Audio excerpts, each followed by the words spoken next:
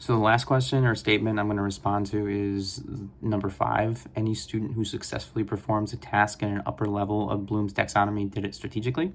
Because I changed my answer. At first I was like, no, there's always an exception to the rule. You can't just say that they had to do it strategically.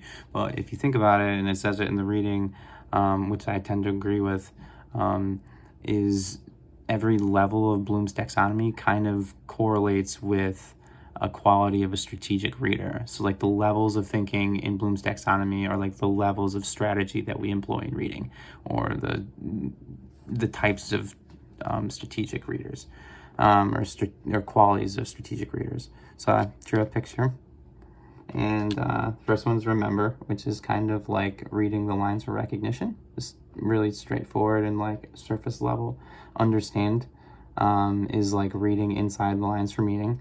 The next level of Bloom's taxonomy is apply, which is kind of like reading between the lines for application. It's pretty straightforward. And then the top 3 kind of got combined. So analyze, evaluate, and create is kind of like the creative process involved in reacting beyond the lines for creation.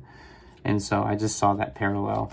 Then I wrote, if reading is thinking, then this is a direct quote from the text. If reading is thinking, the levels of thinking in Bloom's taxonomy represent the various levels of thinking when reading, which is kind of, you have to employ the strategies to get from the bottom level of thinking to the top. So to go from reading the lines for recognition to the process of creation, there has to be some application of strategy to kind of climb up that tier.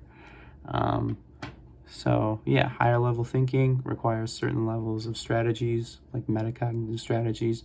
It just seems to make sense.